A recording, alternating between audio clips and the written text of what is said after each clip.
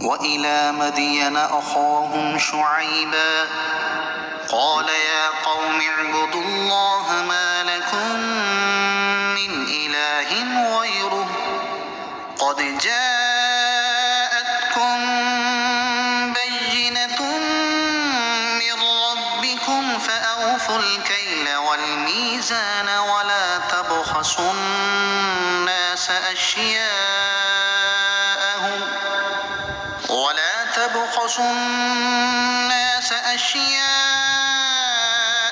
ولا تفسدوا في الأرض بعد إصلاحها ذلكم خير لكم إن كنتم مؤمنين۔ اور مدین کی طرف ان کے ہم قوم شعیب کو بھیجا۔ انہوں نے فرمایا اے میری قوم، اللہ کی عبادت کرو، اس کے سوا تمہارا کوئی معبود نہیں۔ بے شک تمہارے پاس تمہارے رب کی طرف سے روشن دلیل آ گئی، تو ناپ اور تول پورا پورا کرو، اور لوگوں کو ان کی چیزیں کم کر کے نہ دو، اور زمین میں اس کی اصلاح کے بعد فساد نہ پھیلاؤ، یہ تمہارے لیے بہتر ہے اگر تم ایمان لاؤ۔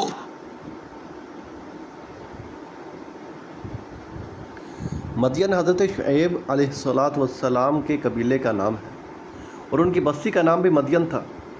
اس بستی کا نام مدین اس لیے ہوا کہ یہ لوگ حضرت ابراہیم علیہ السلام کی اولاد سے ایک بیٹے مدین کی اولاد میں سے تھے۔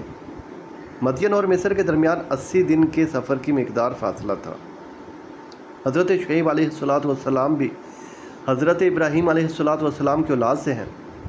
آپ علیہ السلام کی دادی حضرت لوط علیہ السلام کی بیٹی تھیں۔ حضرت شعیب علیہ السلام اہل مدین کے ہم قوم تھے، اور آپ علیہ السلام انبیاء بنی اسرائیل میں سے نہ تھے۔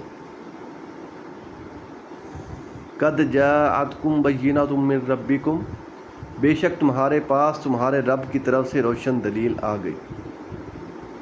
اس آیت سے ثابت ہوا کہ حضرت شعیب علیہ السلام معجزہ لے کر آئے تھے، البتہ قرآن پاک میں معین نہیں کیا گیا کہ ان کا معجزہ کیا اور کس قسم کا تھا۔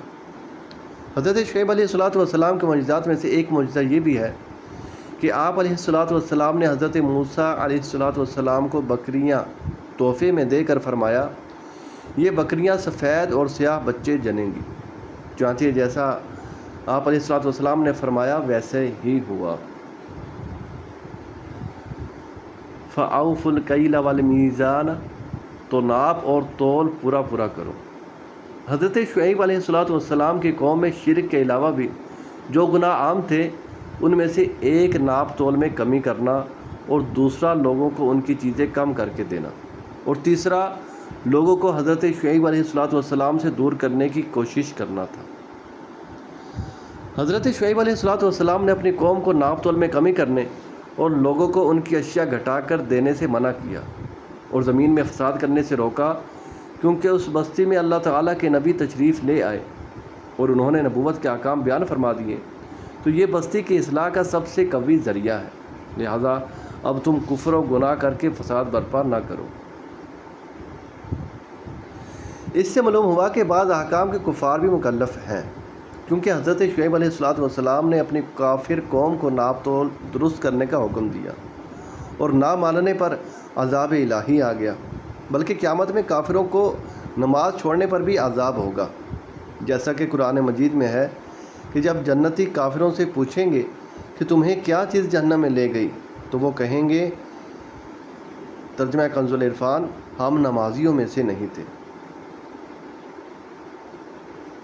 حضرت نافع رضی اللہ تعالیٰ عنہ فرماتے ہیں حضرت عبداللہ ابن عمر رضی اللہ تعالیٰ عنہما ایک بیچنے والے کے پاس سے گزرتے ہوئے یہ فرما رہے تھے، اللہ تعالیٰ سے ڈر اور ناپ تول پورا پورا کر، کیونکہ کمی کرنے والوں کو میدان محشر میں کھڑا کیا جائے گا، یہاں تک کہ ان کا پسینہ ان کے کانوں کے نصف تک پہنچ جائے گا۔ حضرت مالک بن دینار رحمۃ اللہ تعالیٰ علیہ ارشاد فرماتے ہیں، میں ایک مرتبہ اپنے پڑوسی کے پاس گیا تو اس پر موت کے آثار نمایاں تھے، اور وہ کہہ رہا تھا، آگ کے دو پہاڑ، آگ کے دو پہاڑ۔ آپ رحمۃ اللہ تعالیٰ علیہ فرماتے ہیں، میں نے اس سے پوچھا کیا کہہ رہے ہو؟ تو اس نے بتایا، اے ابو یحییٰ، میرے پاس دو پیمانے تھے، ایک سے دیتا اور دوسرے سے لیتا تھا۔ حضرت مالک بن دینار رحمۃ اللہ تعالیٰ علیہ فرماتے ہیں، میں اٹھا اور ایک پیمانے کو دوسرے پر توڑنے کی خاطر مارنے لگ گیا، تو اس نے کہا، اے ابو یحییٰ، جب بھی آپ ایک کو دوسرے پر مارتے ہیں معاملہ زیادہ شدید اور سخت ہو جاتا ہے۔ بس وہ اسی مرض میں مر گیا۔ اللہ تعالیٰ ہمیں ناپ تول میں کمی کرنے سے محفوظ فرمائے، آمین۔